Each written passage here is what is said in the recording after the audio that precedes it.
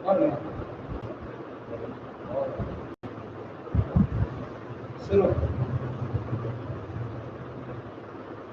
Ready हो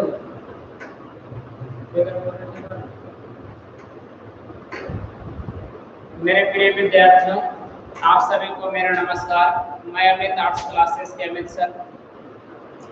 आज class 12 100 marks का हिंदी का वीडियो लेकर मैं आया हूँ और मैं जो अमित आर्ट्स क्लासेस के चैनल पर अपना वीडियो डालता था उस पर मैं वीडियो नहीं डाल रहा हूँ। चैनल का नाम बदल दिया, the best online classes Amit sir. The best online classes Amit sir अगर YouTube पर आप सर्च करेंगे तो वहां पर आ जाएगा। अब बहुत सारे विद्यार्थियों का कहना होगा कि सर इसका नाम बदलने का वजह क्या था? तो नाम इसलिए मैंने बदल दिया कि अमित आर्ट्स क्लासेस के नाम से बहुत सारे विद्यार्थियों ने चैनल बना लिया, अपना अपना मोबाइल में चैनल बना लिया और मेरा ही फोटो लगा दिया और इतने चैनल अमित आर्ट्स क्लासेस के हो गए कि किस पर बच्चा देखे पता नहीं चल रहा था, जिसके वजह से मैं अपना चैनल का नाम बदल लिया और अमित आर्ट्स क्लासेस के किसी भी चैनल पर किसी तरह का वीडियो अगर अलूल जरूर डाल दिया जाता है तो उस पर इग्नोर करें। मैं द बेस्ट ऑनलाइन क्लासेस पर ही वीडियो डालूंगा कि उस पर एकाग्रचित होकर आप सुन सके, पढ़ सके सही तरीके से। इसके लिए मैं द बेस्ट ऑनलाइन क्लासेस पर वीडियो डालूंगा। मुझे बहुत खेद और दुख है कि 11 तारीख से हम ऑनलाइन क्लास आने की बात किए थे, लेकिन जब हम नवादा में पहुंचे तो हमारे सारे सिस्टम जो था, कैमरा वगैरह और वो सारे जो सही ना रहने की वजह से 6 माह की गंदगी जितना पड़ा, जिसके वजह से वो सब खराब हो गए थे और नेट केबल वगैरह भी उड़ गया था, जिसके वजह से सारे सिस्टम को लगाने में और एडजस्ट करने में अधिक टाइम लगा, जिसके वजह से देरी हुआ। और मैं आप लोगों का दुख दर्द को मैं समझ सकता हूँ और मैंने भी बहुत जल्द प्रयास किया कि मतलब जल्द से जल्द ऑनलाइन क्लासेस आपको तक आया जा सके और मैं कंटिन्यू आप लोगों तक क्लास में दूंगा। क्लास 10 का बैच टाइम सोमवार 14 तारीख से 3 से 4 रहेगा। दिनांक 14 तारीख, दिनांक है 14 को, दिनांक 14 सोमवार 3 से 4 PM में, शाम में 10 क्लास का बैच देंगे और 4-15 कितना 15 से 4-15 से 5-15 शाम में 12 क्लास का बैच हम देंगे। कौन क्लास का बैच देंगे? 12 क्लास का हिंदी का बैच हम देंगे। 12 क्लास का हिंदी का बैच दिया जाएगा। आप लोग हिंदी पढ़ सकते हैं। 12 क्लास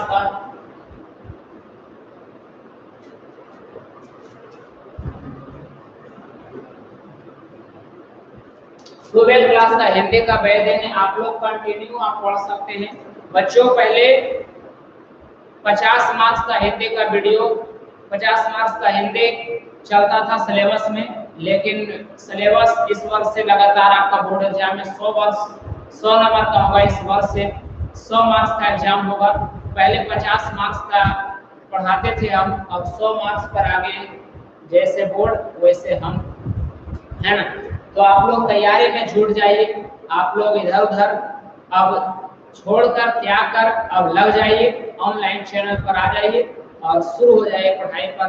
आप एकजुट हो जाइए, पढ़ाई पर लग जाइए, है ना? तो सोमवार से हम आज एक वीडियो मैं बना रहा हूँ। सोमवार से आपका जान लीजिए 4-15 से लेकर 5-15 शाम में हिंदी लगातार कंटिन्यू चलते रहेगा और मेरा प्रयास रहेगा कि जल्द से जल्द खत्म करें, हिंदी को पूरे तरीके से क्लियर करें। पूरा प्रयास रहेगा, पूरी तैयारी कराएंगे अच्छे तरीके से। मैं पूरा प्रयास करूंगा आप लोगों के लिए। तो आज हम लॉकडाउन जब समय हुआ था उसमें हम एक प्रबल चैप्टर पढ़ा चुके था, अमित आर्ट्स क्लासेस चैनल पर पढ़ाए थे, लेकिन आज दूसरा लेसन में पढ़ा रहा हूँ, क्लियर कर रहा हूँ। दूसरा लेसन से आज हम चलेंगे कविता में। लेसन नंबर दूसरा है कविता में, अध्याय नंबर 2 पर हम बात करेंगे, जिसमें से हम बात कर रहे हैं सूरदास। ध्यान देंगे हम लोग। काव्य खंड में दूसरा लेसन है, काव्य खंड में लेसन नंबर कितना है? 2। काव्य खंड में लेसन नंबर 2 है। और कौन दास है? सूरदास। सूरदास, सूरदास मतलब नाम ही इनका सूरदास। ऐसे लोग बोलचाल की भाषा में कहते हैं जिनका आंख से अंधा हो उन्हें भी सूरदास कहा जाता है। तो ये आंख से अंधा भी थे इसलिए इन्हें भी सूरदास कहा जाता है। सूरदास का नाम सूरदास ही है और ये आंख से अंधे भी थे, मतलब जनाता नहीं था, दिखाई नहीं देता था, आंख से ये अंधे थे। और इनके बारे में कहा जाता है, बहुत सारे ग्रंथों में मिलता है कि जन्मजात अंधे थे। बहुत सारे ग्रंथों में बताया जाता है कि जन्मजात ये अंधे नहीं थे, बाद में जाकर ये अंधे हो गए। तो इस तरह के बहुत सारे विवादित बातें इसमें हैं। और सूरदास के जीवनीयान के बारे में कहा जाता है, उनके जीवन काल के बारे में कहा जाता है। उनमें बहुत सारे विवादित बातें मिलेंगी, बहुत सारे विवादित बातें मिलेंगे, मतलब कहता है विवाद वाला बात नहीं, ठीक है ना। तो ये सब इनका विवादित बात भी चलता है इनमें कुछ, तो हम लोग ध्यान देंगे सूरदास का, है ना।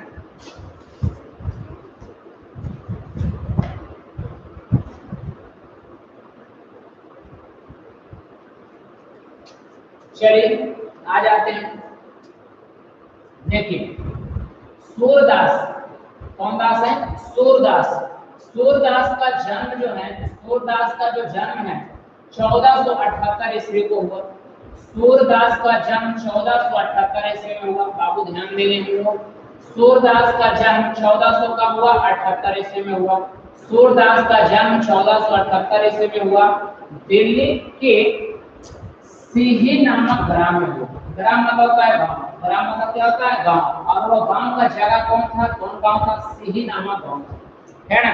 तो हम लोग जानेंगे कि सूरदास का जन्म 1478 ईस्वी को दिल्ली के सिही नामक ग्राम में हुआ, जो अनुमानित, ये अनुमान से बताया जाता है, कुछ किताबों में अनुमान से बताया जाता है। और आपके जो बुक में दिया गया है उसी के तर्ज पर हम चल रहे हैं। बहुत सारे बुक, बहुत सारा उम्र में डिफरेंस बताया जाता है, जगह में डिफरेंस बताया जाता है, लेकिन आपको बुक के हिसाब से चल रहे हैं, जो आपका बुक कह रहा है उसी के हिसाब से चल रहे हैं कि आपको परीक्षा में भी इसी के हिसाब से पूछा जाएगा। तो हम लोग आज रखेंगे सूरदास का जन्म 1400 का हुआ, 78 ईस्वी में। सूरदास का जन्म 1400 का हुआ, 78 ईस्वी में। सूरदास का जन्म कब हुआ? 1478 ईस्वी में। सूरदास का जन्म 1478 ईस्वी में हुआ दिल्ली के सिही नामक ग्राम में, दिल्ली के सिही नामक ग्राम में। और ये अनुमानित, ये अनुमान है कि इस डेट में और इस जगह पर हुआ था। इनके पिताजी का नाम था रामदास। इनके पिताजी का नाम क्या था? रामदास। इनके पिताजी का नाम था रामदास। सूरदास के पिताजी का नाम था रामदास, जो एक गायक भी थे, मतलब गायकी वाला काम भी करते थे, गायकी का काम करते थे। तो सूरदास के पिताजी का नाम क्या था? रामदास, जो गायकी का भी काम करते थे। सूरदास के परिवार जो थे ब्राह्मण परिवार थे। परिवार में कौन परिवार? ब्राह्मण परिवार, मतलब ब्राह्मण जाति से वो आते थे, ब्राह्मण जाति से आते थे। मतलब आता सूरदास की अगर जाति पूछा जाए कि कौन जाति से बिलोंग करते थे, तो ब्राह्मण जाति, उनका जाति जो था वो ब्राह्मण था। अगला क्या आता है, ध्यान देंगे कि सूरदास का जन्म 1478 ईस्वी में दिल्ली के सिही नामक ग्राम में हुआ था, लेकिन ये अनुमानित है। उनके पिताजी का नाम रामदास जो था वो साधारण गायक थे, गायक वाला कार्य भी करते थे और एक ब्राह्मण परिवार के थे। कौन परिवार के थे? ब्राह्मण परिवार। कहता सूरदास अपने गांव से, मतलब कहता सूरदास ने अपना घर को त्याग दिए, घर को अपना छोड़ दिए, त्याग दिए। और त्याग देने के बाद 4 कोस दूर जाकर अपने गांव से 4 कोस दूर चले गए। अपने गांव से 4 कोस दूर चले गए। कौन चले गए? सूरदास। कितना कोस दूर चले गए? 4 कोस दूर चले गए। सूरदास अपने गांव से 4 कोस दूर जाकर एक तालाब के पास पीपल का वृक्ष, एक तालाब था, मतलब 4 कोस दूर गए तो एक तालाब मिला और उस तालाब के पास एक पीपल का वृक्ष, किसका वृक्ष? पीपल का वृक्ष। उस पीपल के वृक्ष के पास बैठ गए और लगातार 18 वर्षों तक स्वाध्याय करते रहे। कितना वर्षों तक? 18 वर्षों तक स्वाध्याय करते रहे। ध्यान देंगे, बहुत बहुत बेहतरीन बातें हैं, बहुत अलग सा बातें हैं, ध्यान देंगे हम लोग। दाता सूरदास का जो जीवन लीला है उसमें बताया जाता है कि सूरदास अपने गांव से 4 कोस दूर जाकर एक तालाब के पास पीपल का वृक्ष, उस पीपल के वृक्ष के पास जाकर बैठ गए और लगातार 18 वर्षों तक स्वाध्याय करते रहे। सोचिए, आप लोग गौर कीजिए, 18 वर्षों तक स्वाध्याय। आप लोग ऑनलाइन क्लास में जुड़ते हैं तो 18 मिनट चैन नहीं आता, बेचैन रहते हैं आप। 18 मिनट चैन से नहीं देख सकते हैं, 18 मिनट भी नहीं देख सकते हैं। कभी इधर पहुंच रहे हैं, कभी इधर पहुंच रहे हैं, कभी उधर जा रहे हैं, कभी उधर जा रहे हैं, सही तरीके से नहीं रहते, दिमाग कंट्रोल नहीं रहता है। तो सोचिए कितनी तपस्या इन्होंने किया, 18 साल तक स्वाध्याय किया, उसके बाद ये विद्या अर्जित किए इन्होंने। तो हम लोगों को भी यही सोचना है कि नहीं, लक्ष्य को हासिल करने के लिए तपस्या करनी होगी। पढ़ाई एक तपस्या है, तभी आप प्राप्त कर सकते हैं, अन्यथा नहीं कर सकते हैं। आज वीडियो हम डाल रहे लगेगा किसी को छोड़ो इसको, तो ऐसा ऐसा ढेर वीडियो डाल रहा है, बात भी सही है, लेकिन आपको दिमाग में बसाना है कि नहीं सर, स्वाध्याय आपको करना है, ढंग से पढ़ना है, तभी कुछ कर पाओगे, अन्यथा नहीं संभव है। बताइए सूरदास कितने वर्षों तक? 18 वर्षों तक स्वाध्याय करते रहे। कितने वर्षों तक? 18 वर्षों तक स्वाध्याय करते रहे। स्वाध्याय कर लेने के बाद इन्होंने मतलब कहता अपना अध्ययन समाप्त करने के बाद ये चले गए मथुरा, और मथुरा में गुरु घाट के पास, गौ घाट के पास मतलब कहता जाने के बाद गरु घाट के पास चले गए, और जाने के बाद मथुरा में गरु घाट के पास जाकर रहने लगे। मथुरा में मतलब कहता वहां 18 वर्ष तक जीवन व्यतीत करने के बाद मथुरा में कहाँ रहने लगे? तो गरु घाट के पास रहने लगे, इनका निवास स्थान ही बन गया। निवास स्थान गरु घाट, निवास स्थान कौन घाट बन गया था? गरु घाट। मथुरा में मतलब 18 वर्ष तक स्वाध्याय करने के बाद ये मथुरा चले गए। मथुरा आ जाने के बाद गरु घाट के पास रहने लगे, वहाँ इनका निवास स्थान भी बन गया। और यहाँ इनको एक गुरु मिले, जिनका गुरु का नाम था गुरु वल्लभाचार्य। इनका एक गुरु मिले जिनका नाम था गुरु वल्लभाचार्य, है ना, जो इनसे मात्र 10 दिन के बड़े थे। उम्र में कितने दिन के बड़े थे? 10 दिन के बड़े थे। मतलब कहने का अर्थ हुआ कि 18 वर्षों तक स्वाध्याय करने के बाद 18 वर्षों तक स्वाध्याय करने के बाद 18 वर्षों तक लगातार इन्होंने स्वाध्याय किया। स्वाध्याय करने के बाद ये मथुरा चले गए। कहाँ चले गए? मथुरा चले गए। मथुरा जाने के बाद गरु घाट पर वहां निवास करने लगे। गरु घाट में जाकर निवास करने लगे, रहने लगे। वहां एक व्यक्ति से मिलन हुआ जिनका नाम था वल्लभाचार्य। जो वल्लभाचार्य जो है गुरु वल्लभाचार्य इनका गुरु बन गए। इनका क्या बन गए? गुरु बन गए। और वह गुरु इनसे कितने दिन के बड़े थे? 10 दिन के बड़े थे। महज कायता गुरु वल्लभाचार्य सूर्यदास से मात्र कितने दिन के बड़े थे? 10 दिन के बड़े थे।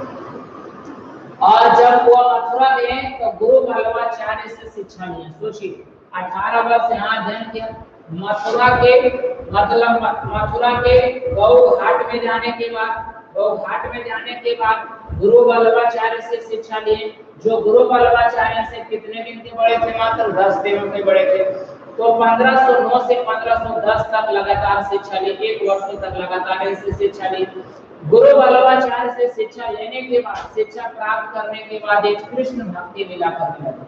मतलब कृष्ण की भक्ति को गाने लगे, कृष्ण भक्त बन गए, कृष्ण भक्ति करने लगे। कृष्ण भक्ति मतलब कृष्ण लीला ही गाते थे, कृष्ण भक्ति ही करने लगे। कोई दिक्कत यहाँ तक? कोई दिक्कत नहीं। हम लोग फिर से समझ लेंगे। सूरदास का जन्म 1478 ईस्वी में दिल्ली के सिही नामक ग्राम में हुआ था, जो भी अनुमानित है। इनके पिताजी का नाम रामदास था, जो एक गायक थे और ब्राह्मण परिवार से आते थे। एक सूरदास जो है ये अपने घर को छोड़कर मतलब कहता 4 कोस दूर जाकर एक तालाब के पास एक पीपल का वृक्ष था, वहां पर जाकर बैठ गए और लगातार 18 वर्षों तक स्वाध्याय करते रहे। 18 वर्षों तक स्वाध्याय करने के बाद मथुरा गए और मथुरा जाने के बाद क्या हुआ कि गौ घाट में रहने लगे।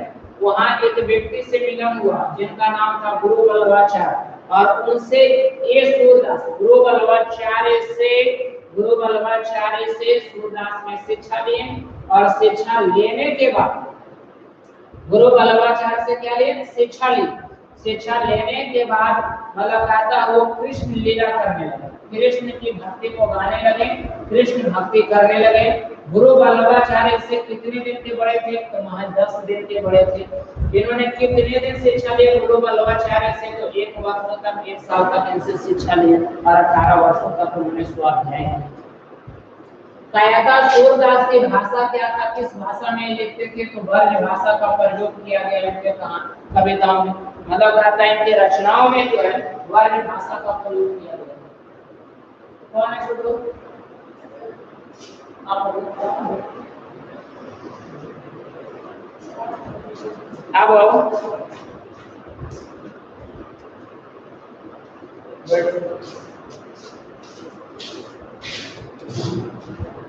इनका भाषा जो है वो ब्रज भाषा का प्रयोग किया गया है। कौन भाषा का प्रयोग किया गया?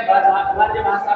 सूरदास ने अपने रचनाओं में ब्रज भाषा का प्रयोग किए हैं और अपने रचनाओं में जो रस है, रस अलंकार कला से पढ़ाने हैं।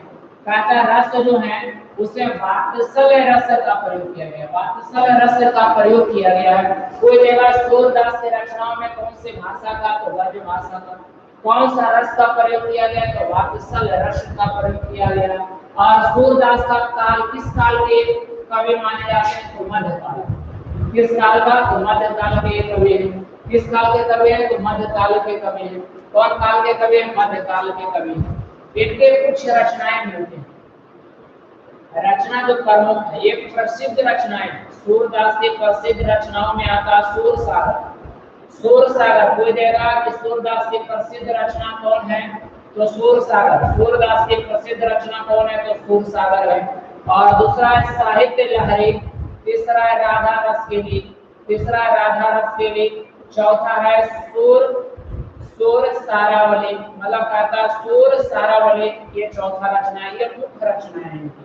कहता है सूरदास की रचनाओं में से सूर सागर जो सबसे प्रसिद्ध रचना है, दूसरा है साहित्य लहरी, तीसरा है राधा रस के लिए, चौथा है सूर सारावली।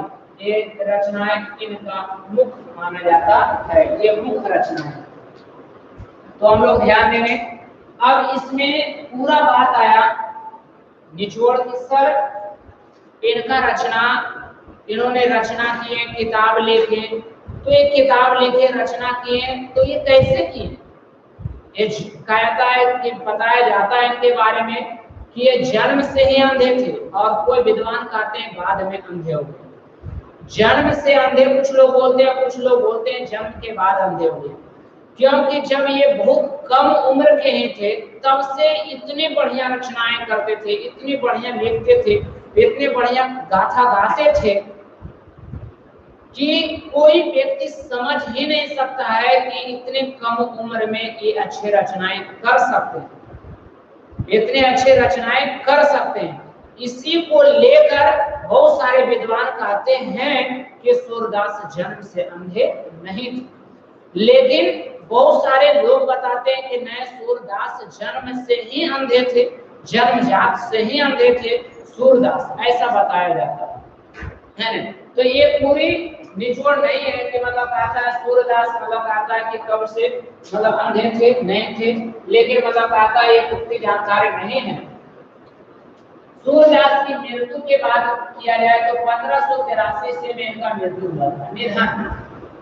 निधन मतलब होता है मृत्यु। इनका मृत्यु जो है 1500 कितना ईस्वी में हुआ था? 1500 कैसे में? 83 में। 1500 कैसे में? 83 में इनका मृत्यु हुआ था। गौर से आपको सुनने फिर से सूरदास का जन्म 1478 ईस्वी में दिल्ली के सिही नामक ग्राम में हुआ था और यह अनुमानित। सूरदास के पिताजी का नाम रामदास था जो एक गायिका थे और ब्राह्मण परिवार से आते थे। सूरदास ने अपना घर को त्याग कर 4 कोस दूर जाकर एक तालाब के पास पीपल वृक्ष के नीचे बैठ गए और 18 वर्षों तक लगातार स्वाध्याय करते रहे। तब उन्होंने अपना विद्यार्जन किया और 18 वर्ष तक स्वाध्याय करने के बाद इसके बाद ये मथुरा चले गए और मथुरा के बड़घाट में जाकर रहने लगे, जहां इनको एक व्यक्ति से मिलन हुआ जिनका नाम क्या था, गुरु वल्लभाचार्य। गुरु वल्लभाचार्य से इन्होंने शिक्षा भी प्राप्त की है। 1509 से 10 मतलब 1 साल तक गुरु वल्लभाचार्य से शिक्षा ली और वह गुरु वल्लभाचार्य से मात्र कितने दिन के थे, 10 दिन के बड़े थे। आज कोई अगर किसी को सेम एज वाला किसी को अगर कुछ बतावे तो लगता है कि क्या बताएगा, देखिए मात्र 10 दिन के बड़े थे। और ऐसे गुरु वल्लभाचार्य से सूरदास ने जब शिक्षा लिए तो कृष्ण लीला की भक्ति करने लगे, कृष्ण लीला भक्ति करने लगे शिक्षा ग्रहण करने के बाद। सूरदास ने भाषा अपने रचनाओं में भाषा का प्रयोग किया जिसमें से ब्रज भाषा का प्रयोग किया गया रचना, और इनका रस जो है, इनके रचनाओं में रस का जो प्रयोग किया गया वो वात्सल्य रस का प्रयोग किया गया। और ये सूरदास जो है मध्यकाल के कवि हैं और अकबर के काल का भी कवि कहे जाते हैं। अकबर किस राजा के काल के हैं, तो अकबर के राज्यकाल का भी बताया जाता है। अब हम लोग जानेंगे सूरदास के कुछ रचनाएं हैं जिसमें से प्रसिद्ध रचना है सूरसागर, उसके बाद है साहित्य लहरी, तीसरा है राधा रस केली, चौथा है सूर सारावली। ये 4 मुख्य रचनाएं इनके, 4 इनके मुख्य रचनाएं हैं। किनका? सूरदास। किनका? सूरदास का। देखिए मैंने बताया था कि सूरदास जन्म से अंधे हैं, जन्म से अंधे नहीं थे। इनके बारे में बहुत सारे विवादित बयान हैं, उसमें से दोनों पर हम बात करते हैं। जन्म से अंधे थे उस पर भी एक बात करते हैं, जन्म से अंधे नहीं थे उस पर भी एक बात करते हैं। एक कहानी मिलता है सूरदास का, ध्यान देने, मैं सिलेबस से आउट ऑफ बता रहा हूं कि सूरदास अंधे नहीं थे कि अंधे थे, दोनों पर कहानियां आधारित, एक एक कहानी में बता रहा हूं। कहा जाता है कि सूरदास एक ऐसे व्यक्ति थे जिन्होंने एक वैश्य औरत से प्यार करते थे। प्यार और मोहब्बत वाला बात है वो, एक वैश्य, सूरदास एक वैश्य महिला से, औरत से प्यार करते थे। उसके प्यार में इतने पागल थे, तुम्हें लोग जैसा पागल हुए थे, इतने प्यार में पागल थे। उस वैश्य औरत के इतने प्यार में पागल थे कि उनके पीछे लग गए और लगातार उन्हीं के साथ रहने लगे, घर द्वार सब छोड़ दिए। तो इससे साफ पता चलता है कि वो अंधा नहीं थे तब तो वो प्यार कर रहे थे, अंधा रहते तो प्यार नहीं जताते। अंधा नहीं थे तब वो प्यार कर रहे थे, तब उनको पता चल रहा था कि क्या होता है प्यार और मोहब्बत की बात है। बात समझ रहे हैं? तो उसी प्रकार से मतलब कहता है कि अंधा नहीं थे उस समय। इस कहानी से पता चलता है कि अंधा नहीं थे, तभी तो उस वैश्य औरत से वो प्यार करते थे और घर छोड़कर उस वैश्य औरत के पीछे चले गए और रहने लगे। लेकिन उस वैश्य औरत के साथ जब वो रहने लगे तो एक बार उनके पिताजी बीमार पड़ गए। उनके पिताजी किनका? सूरदास थे। सूरदास के एक बार पिताजी बीमार पड़ गए। तो बीमार पड़ने के बाद क्या हुआ कि वो औरत बोलती है कि जा और अपने पिताजी को जाकर देख आइए क्योंकि आपके पिताजी बीमार हैं। तो सूरदास प्यार में इतने अंधे हो गए थे, इतने पागल हो गए थे कि उन्होंने पिता माता को देखना छोड़ दिए और उन पत्नी के ही साथ रहने लगे और नहीं कहे कि नहीं अब नहीं जाएंगे देखने के लिए, और नहीं गए देखने के लिए अपने पिताजी को। बीमार थे लेकिन नहीं गए देखने के लिए। बाद में जब कुछ दिनों के बाद जाते हैं तो उनके पिताजी का मृत्यु हो जाता है। उनका पिताजी इस धरती पर, इस दुनिया में नहीं रहते। जब वो आते हैं और वो अपने औरत को बताते हैं, अपने प्यारे प्रेमिका को जब बताते हैं, है ना, तो प्यारे प्रेमिका को बताते हैं कि हमारे पिताजी का मृत्यु हो गया, देहांत हो चुका है। तो प्रेमिका कहती है कि जो अपने बाप का नहीं हुआ, जो अपने बाप का नहीं हुआ वो दूसरों का क्या होगा, और धक्के मार कर निकाल दिया बात। तो सुन लो आप लोग ये कि प्यार करने से पहले उन परिवारों को देखो और सोचो जो गलत कदम तुम लोग उठा लेते हो, गलत स्टेप उठा लेते हो, किसी के प्यार में इतने अंधे हो जाते हो कि घर दुआर दुनिया जहां सब छूट जाता है। तो उतने भी प्यार में पागल नहीं रहो। पहले प्यार अपने परिवार से करो, अपने लोगों से करो, अपने घर के लोगों माता पिता से करो। माता पिता से बढ़कर कोई नहीं। सूरदास से आप लोग शिक्षा लीजिए, है ना। उस वैसे औरत से शिक्षा लीजिए जिन्होंने लात मारकर भगा दिया, कहा कि जो अपने पिता का नहीं हुआ वो किसी का नहीं होगा, और अंत में घर से बाहर निकाल कर भगा दिया। जब सूरदास घर से निकल गए, जब धक्के मारकर बाहर कर दिया गया, तो वो भटकने लगे जिधर तिधर, प्यार में मोहब्बत में भटकने लगे। प्यार में ऐसा होता है पागल नियर करेगा, किसी का प्यार अगर हो गया तो पागल नियर करेगा। जने मतलब दोसर भी लड़की जा रहा तो अपने लड़के दिखाई देगा, दोसर कोई भी जा रहा है तो अपने लड़की दिखाई देगा कि नहीं हमरे वाला होता। ठीक वही बात हुआ। सूरदास को जब वैश्य औरत लात मारकर जब बाहर निकाल दिया, तो रास्ते में जाने वाले औरत में उनको अपना वैश्य औरत का प्यार झलकने लगा। मतलब दूसरे औरत में वैश्य औरत का प्यार झलकने लगा। एक पन भरनी पानी भरकर आ रही थी, उसके पीछे पीछे सूरदास चलने लगे, जाने लगे। मतलब उसके अपने प्यार में मोहित हो गए कि नहीं, ये वैश्य औरत का जो प्यार था ये दूसरा औरत में अब देखने लगे। सोचिए कितना प्यार में पागल था, दूसरे औरत में अपना प्यार देख रहे हैं। ऐसा बात हो रहा है ना।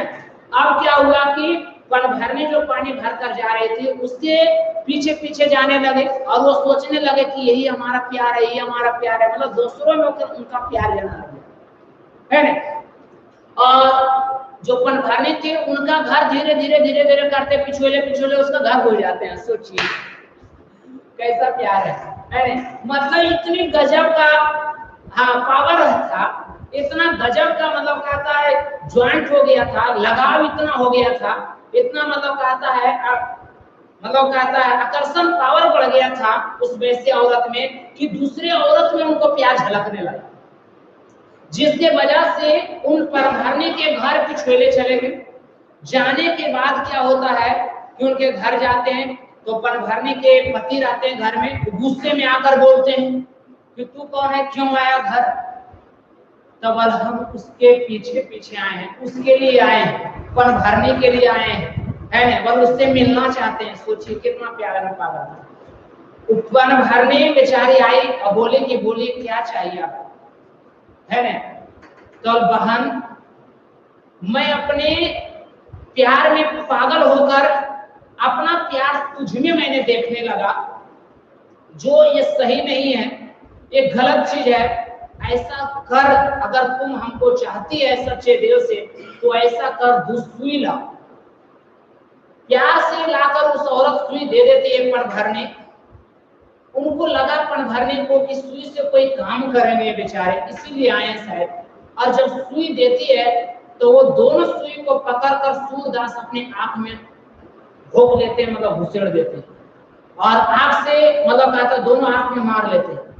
उस समय से कहा जाता वो अंधे हो गए, उस समय से वो अंधे हो गए। और कहते हैं वो कि वह आप इस काम को, वह या किस काम का जो आप सही चीज को ना देखे, उसमें गलत फहमी आ जाए तो वह आप किस काम का, इसीलिए वो अपना आप का विनाश कर लेते हैं। और उनका प्यार वहीं से समाप्त हो जाता है। जब दिल से प्यार टूटता है तो अपने लक्ष्य की प्राप्ति की ओर कदम बढ़ता है ना। तो सूरदास अपना मतलब कहता है स्वाध्याय के लिए निकल पड़े और अपना मतलब कहता है अपना सोच विचार लगा लिए कि ना, अब उस वैश्या और किसी औरत का प्यार नहीं, बल्कि श्री कृष्ण से लगाव करना है, देवता से लगाव करना, देवता को हासिल करना है। जैसे आप लोगों को रिजल्ट हासिल करना, प्यार को भुला दीजिए आप लोग, है ना। इधर उधर चक्कर चल रहा है उसको छोड़िए और रिजल्ट को कब जाइए, बात समझ रहे हैं। उसी प्रकार से सूरदास ने अपने आंख में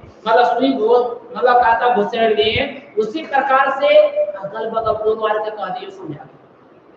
जे अगल बगल लगाओ प्यार हो ओकरा घुसेड़ आंख में सुई और दम अच्छा लक्ष्य के प्राप्ति के लिए कदम बढ़ा दे, तब तो रिजल्ट बढ़िया होता, तब नौकरी होता, और तो शादी ब्याह होना भी मुश्किल हो, जनसंख्या लड़का कम हो। ध्यान दे। अब सूरदास बेचारा हाथ में घुसेड़ लिए, और जब घर से निकलते हैं, उस घर से निकलते हैं तो उनको अंधा हो गया, पागल नियर पागलपन में कुछ जनेबे नहीं करे अंधा में। अब जाकर एक कुएं में जाकर गिर जाते हैं, अब कुएं में गिर जाते हैं तो गांव समाज के लोग भी निकालने के लिए नहीं आता, बोले पागल छोड़ के निकालेगा।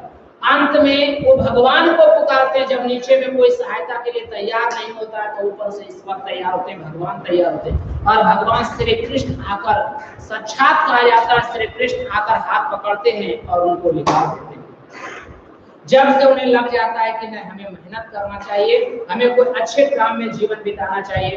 इस कहानी से आपको साफ पता चलता होगा कि इस कहानी से साफ आपको पता चलता होगा कि सूरदास जन्म से अंधे नहीं थे।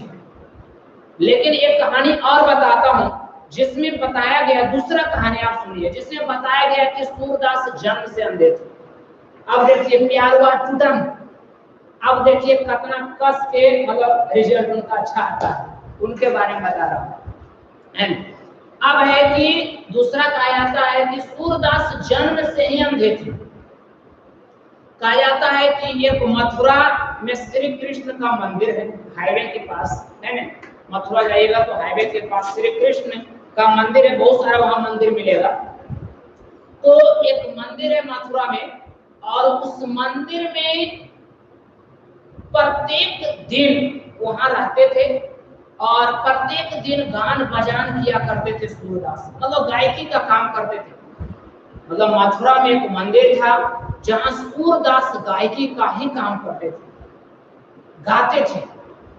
और वहां वो जन्म से अंधे, यहाँ पर बताया गया है कि वो अंधे थे और वहां पर जाकर सूरदास थे एकदम अंधे थे, लेकिन मथुरा के मंदिर में जाकर गाने का कार्य करते थे, गाने गाते थे, अपना लय में गान गाते थे। लेकिन प्रत्येक दिन का बात है कि अंधा रहते हुए भी सूरदास जब मंदिर में आते थे, गौर कीजिएगा, ध्यान दीजिएगा आप लोग, कि सूरदास मथुरा के एक मंदिर में अंधा रहने के काल में वो एक मंदिर में गायकी का कार्य करते थे।